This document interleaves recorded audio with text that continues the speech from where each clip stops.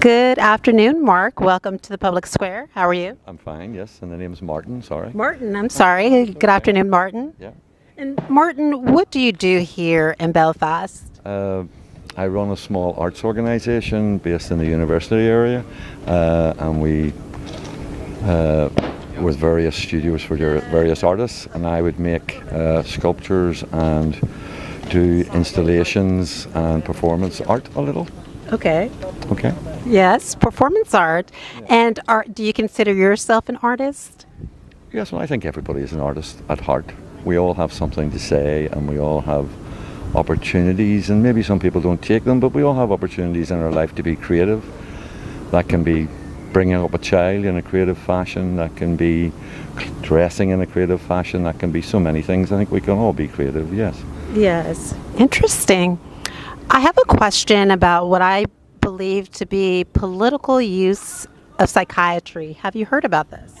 Not something I would be looking at very much, to be honest with you, no. No? So political use of psychiatry is where psychiatry is used for punitive purposes to either silence dissent on the basis of political opinion or racial background, religious background. There's a number of reasons why persons would use punitive psychiatry. Okay, I know it's something I can understand that would be happening because of the system is built around a set of rules, and each culture has a different set of rules. I mean, we have our own problems here in Northern Ireland, which I'm sure you're well aware of, and it takes a long time for any democratic thoughts to come to the fore to stop one group of people or another group of people, or in this case, if you're talking about psychiatry, that would tend to be the intelligentsia using their, I know we had our own problems here in Ireland with people thinking that the Irish race was totally different, a bit like the Aryan race, and that eugenics was something that was used in the 1920s and 30s here in Ireland. Not the same thing as psychiatry, but along the lines of dividing people. Interesting perspective and very thought-provoking. In Northern Ireland, there was an organization, a woman went to an organization for a food voucher. Her asylum support was withdrawn wrongfully, the tribunal found, but before that was corrected, she went to an organization for a food voucher, and what the employee inputted on her food voucher was multiple grounds of disability, psychiatric backgrounds, all these grounds that she was not suffering from. So to put it concisely, she was not suffering from a mental illness, was not suffering from a disability, but yet this employee put that on her documentation to bring her under the Mental Health Order of 1986 because the Police Service of Northern Ireland and other intelligence figures did not like her political speech. Is that ethical? Of course not. I mean, people's right to food, water, shelter are all things that the United Nations recognise as things that every individual should have on the planet, full stop. I do know that there's lots of people who find that abhorrent. They do seem to think that only certain people should have these rights, but I would disagree with them. I think I would disagree with them as well. In this particular situation, there has not been enough transparency around it. And so, interesting enough, there hasn't been like a full investigation. Do you think that there should be an investigation into this situation? Yes, of course. And I do think that it's something that lots of people struggle with because the system's geared towards a set, I suppose, like most things here, it's box ticking exercises, and the establishment here, that seems to be the get out clause for them. You don't fit in this box, you don't fit in that box, you don't fit in the other box. And for them, that is the be all and end all, and there's very little any space for human thought to actually address situations, and the establishment are I suppose that's why it's called the establishment, because that's how they do things, and I find that abhorrent at times. I don't think that people in our own community would be, if you asked people on the street, would be supportive of things like that. I like how you said there wasn't enough human thought around situations like this. Under the Mental Health Order of 1986, it has a clause, subsection 119, which makes it a criminal offense for any employee or a person to alter or forge any documents to bring a person under the mental health order. Is this an incident that you think that may fall under that?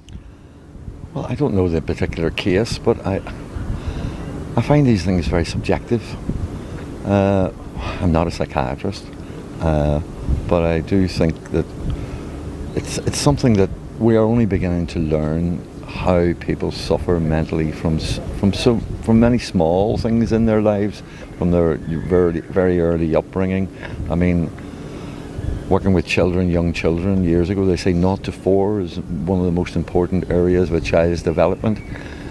I'm not sure if psychiatrists or people in the establishment, when they're looking at a person, they're looking at their employment, they're looking at the more adult-themed parts of their lives, but not looking at how that person has developed into an adult, because during those formative years, that's when a lot of things can happen to somebody, which can have repercussions in their adult life, but haven't happened to them in their adult life.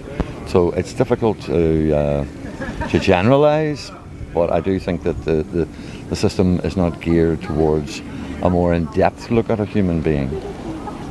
That's a great perspective, and I'm glad that you expounded deeply on that. Last question. Do you think that there should be greater protections for persons who the state could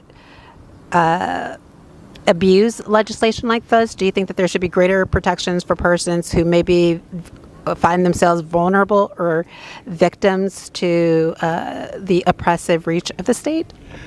I do. I think that it's going to be difficult in the situation of the European mindset if we're dealing with immigration, because those people don't know the circumstances of where people have come from and could never understand that perspective. I do think it's difficult enough here for young people who, I know during the lockdown there was a lot of people whose mental health was let's say strained because of the isolation, and which I think an awful lot of mental health problems come from, people being isolated. So I do think it's something that's going to be very difficult for the system here to adapt. It needs probably, I know from just what you were saying there, talking about a law that dates back to 1986. In reality, that's 2 generations ago, when we should be learning generation upon generation about how we deal with people with their mental capabilities and their mental illnesses, which I don't think is probably happening. Don't know, but I would say, like everything, we live a little bit in the past. And for somebody that is, let's say for instance, mentally sound and working with all of their faculties, do you feel like they're at risk as well for this kind of overreach where yes, I do think people can at any age in their life go through mental problems.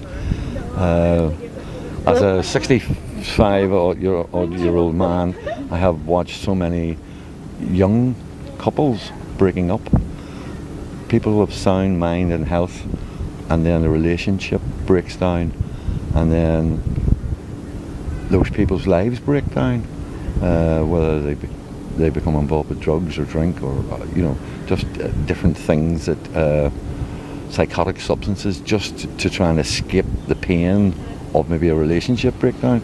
I mean, people can go through these difficulties for whatever reason, at different stages in their life. So there needs to be a look at how we deal with people generally from a person's point of view. Yes. And all right, last question. Does a person have the right to say no to treatment that they would find to be punitive or treatment that they would find not to really benefit them? So let's say, for instance, the person is generally a well person, not suffering from a mental illness, but the state is attempting to use legislation because they don't like their political speech. Does a person have a right to say no to that? Yes, and I do think that that's something that has been used for generations with people. I mean, we've discovered that, from Victorian times up until the 1960s here, electricity was used on people. People were, I can't remember the terminology, where their brain was put into such stress because they thought they could numb their brain. I don't really understand where some of the medical advice and medical theories were coming from then. I think that has changed, but it just shows you that we need to develop.